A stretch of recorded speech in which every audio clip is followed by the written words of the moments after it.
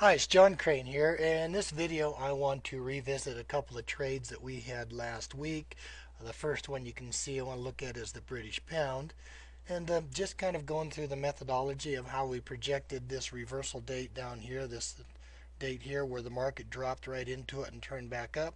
And also how there was a target price right in this area, how it could have been projected ahead of time and used in the trade. First, I want to point out this pattern right here.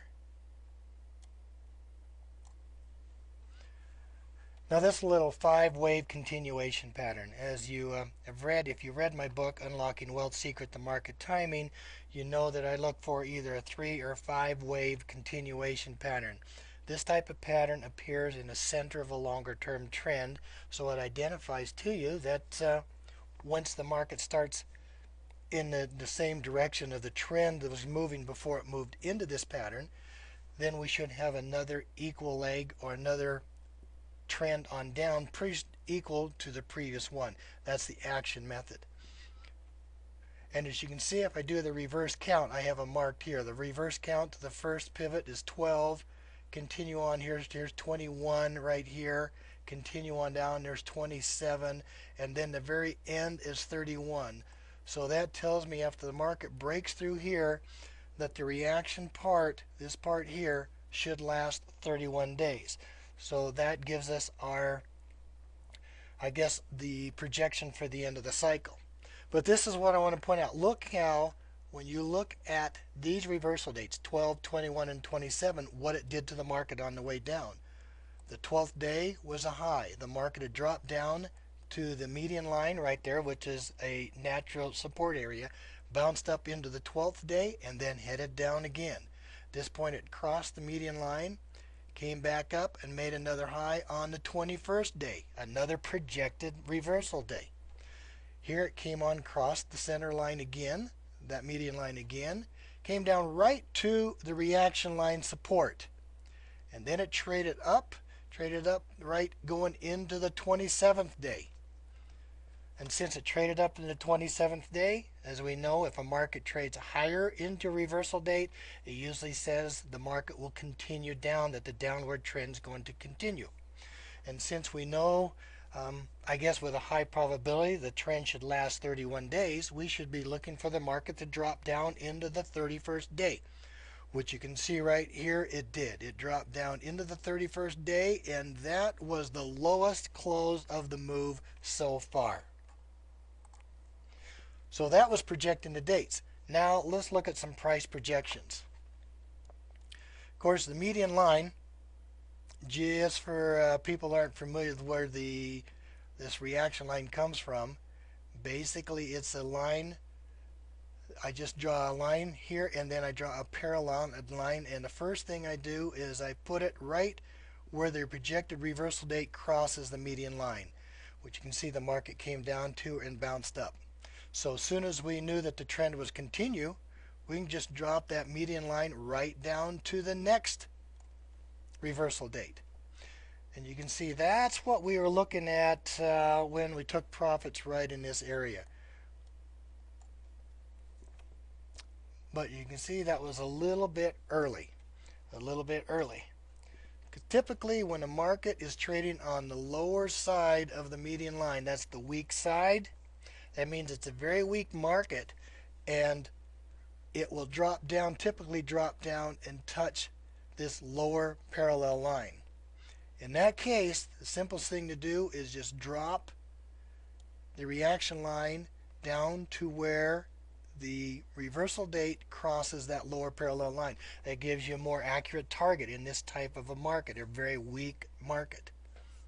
So you see it came very, very close. But let me show you one more thing. I'm drawing another pitchfork because we have, in this downward trend right in the middle, you have another little ABC pattern. You have a little 3-wave ABC pattern if you look at it right here. Can't draw very good using my mouse, but you get the idea. So if we're looking at this right as an ABC continuation pattern, then we know that this pattern right here should be the center of a new trend. And if this is the action part right here, then the reaction part should be pretty equal. And so that gives us another measuring point. And look what happens when you take the reaction line and you drop it down to where it crosses the lower parallel line. You can't get much closer on your projections here. The market dropped right down to that line, dropped into the 31st day, so we had time and price coming together. And the thing is, you knew this about 30 days before. 30 days prior to this happening, you could have made these price projections. So that just kind of shows you the power of what's happening when you look at the two together.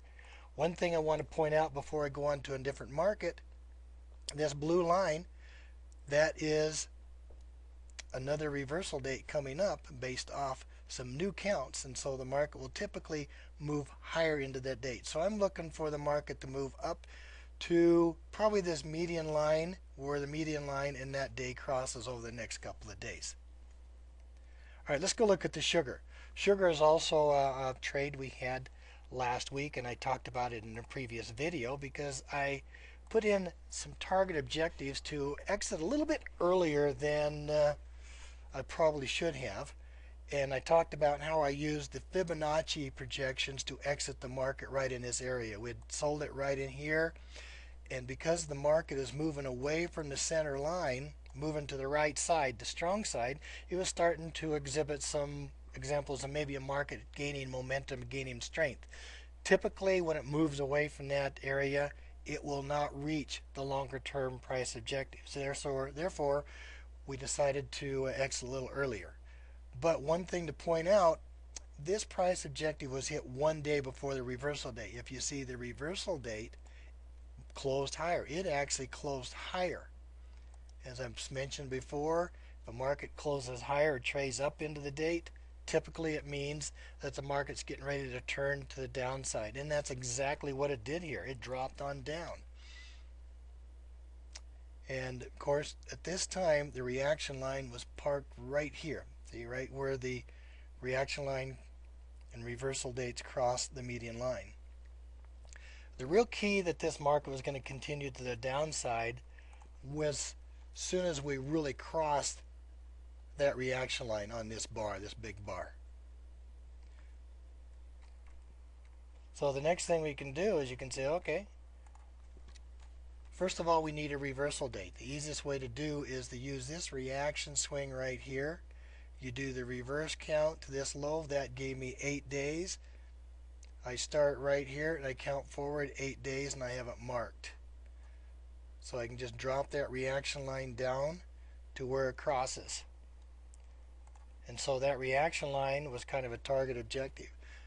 But still, the market is still trading on the right side. Still trading to the right side, which to me is an indicator that it may not reach the target objective, which is really down in this area. I still don't think it's weak enough to reach that. And although it came very close on this day, it did bounce up, made a new high on the reversal date, and closed a little bit lower. I think this is the end of the move. You're going to probably get a bounce up. But that just gives you another idea that if the market does bounce off this and continue on down, how to project new targets and new dates. So hopefully I helped you and explained a couple of things. I had a few questions on this last week, so I thought it'd be good to make a video on this. If you want more information, give us a call. At Traders Network. The number, of course, is 800-521-0705. Or you can just come and check out our website, which of course is Traders Network.